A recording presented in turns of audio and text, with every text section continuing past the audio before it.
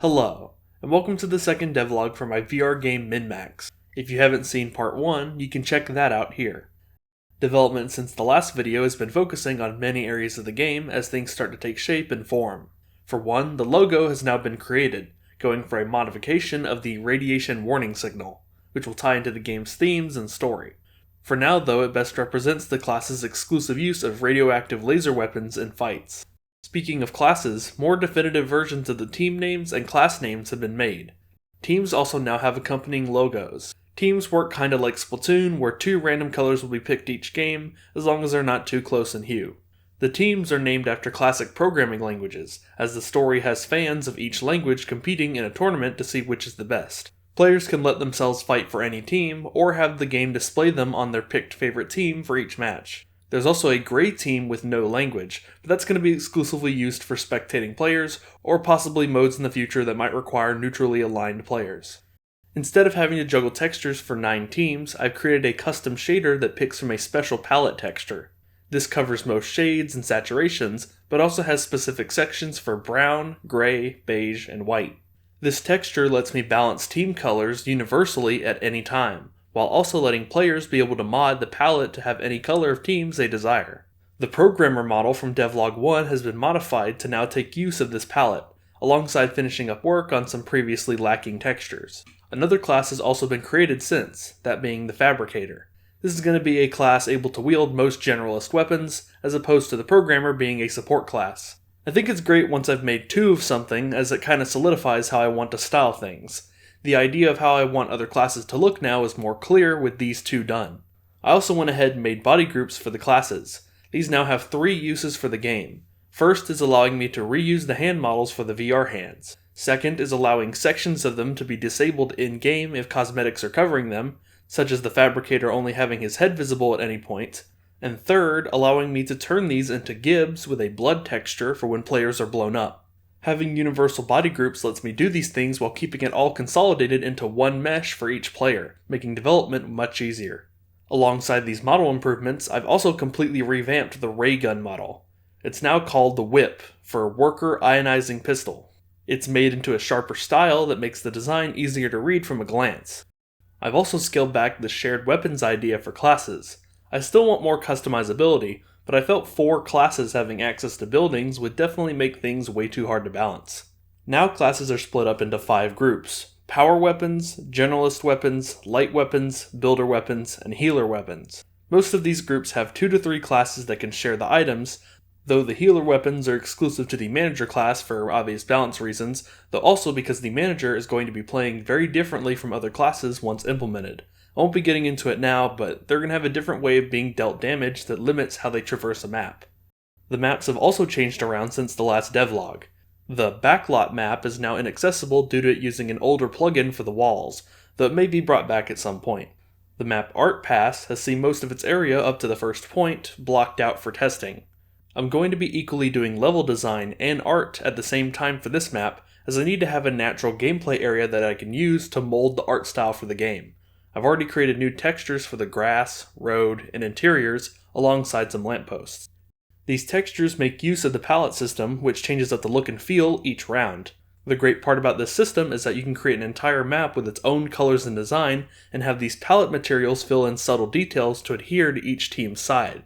You can also take it to the opposite extreme and have every material in a map use a palette texture, meaning absolutely everything will feel completely different.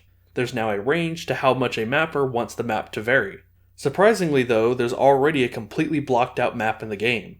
This actually comes from an old prototype of MinMax back in October of 2022, when it was originally going to be a VR chat payload map called Frequency Feud. I've named the map Frequency in reference to it.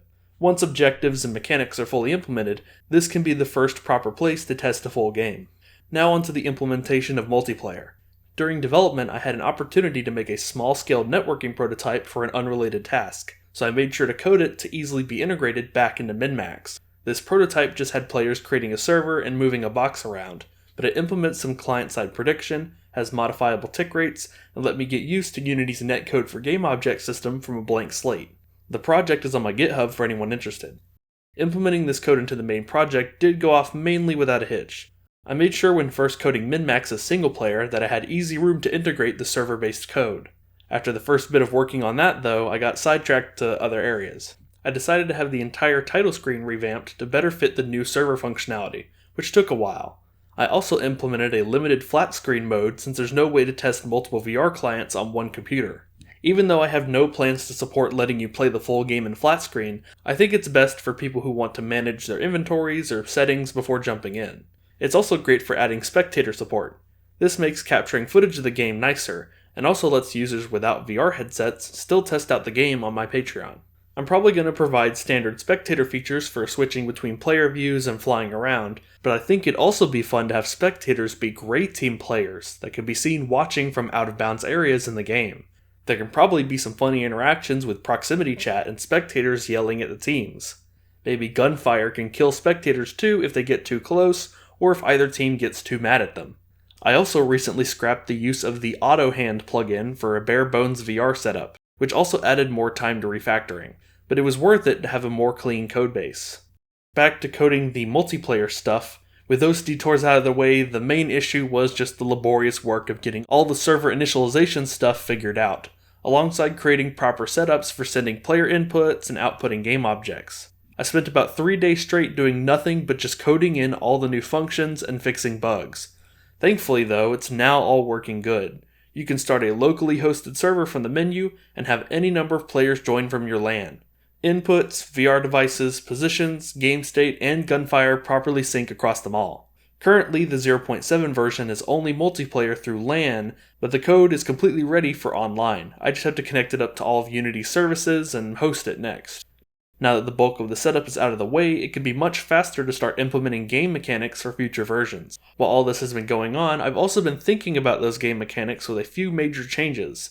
So, for the electrical plug payload mechanic idea, I've decided that instead of physically pulling around a most likely exploitable rope object, you just have to crouch near an already placed wire to begin automatically having it place under your feet.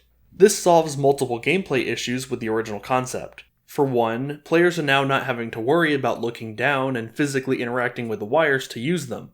All they have to do is plan to crouch when getting near one and walking forward to progress. 2, the wire being tied to crouched player movement means that it can be a simple path with no janky physics, and there won't be any ways to abuse positioning of the wire, as any jumping or a force that knocks you in the air will immediately stop placing it. 3, players are now vulnerable when using the wire, as crouching obviously hinders your movement speed and restricts you from jumping. 4, placing buildings is made simpler for builder classes, as they just need to be extending the wire from the crouching position to have access. Another thing decided is that the few closest wires to the goal will be illuminated. A splitting, dynamically changing payload doesn't have any sort of track or signage that can point players to the goal. Certain player-made routes taken can also deceive players into going a longer way. Having the wires closest to the endpoint glow fixes this issue, as players can immediately follow the best path from the spawn to the goal. Using a wire and actively moving it towards the other side also gives the user slight health generation. This solves the clash between the wires of the defending and attacking team, as since the defenders will have already set up their wires during setup time, meaning they have an area denial advantage, attackers will get the upper hand since they're constantly moving forward, alongside this giving them incentive to accomplish the goal by being healed. I think all those changes combined make the dynamic payload feel much better. I want to stick with this concept rather than a standard single-track payload, as I feel that even though the usual standard route will be taken, there's many chances for flank routes and other odd paths to be used to completely change up the game. It'd be cool seeing a team struggle at a choke point, but then manage to break through from a flank and continue that path through that route. I think the design possibilities are completely up to how the maps are designed and laid out, which can bring some fun ideas to the table. The changes also allow other game modes to be less of a stalemate, such as Payload Race or King of the Hill. Since wires are available in all modes to account for builder classes, these changes now have builders take longer to reach the center and create a stronghold, especially as other teammates won't be helping. Though they could help, and at the loss of having less people on the front lines, a stronghold can be created faster. The healing bonus also benefits this mutual relationship. Now on to MM chips. The only real change here is that players can now choose a starting MM chip in their loadout. This allows for more strategic plays, while also still keeping the randomness of deciding to choose a new chip after each kill. This also makes balance changes much quicker to notice, as someone can go an entire game using a pre-selected chip to determine its viability. Lastly, for this devlog, lots of this info and more have been put onto the MinMax official wiki. I'm going to be using this wiki heavily to archive all aspects of the game and make it easier to learn about it and how to mod it.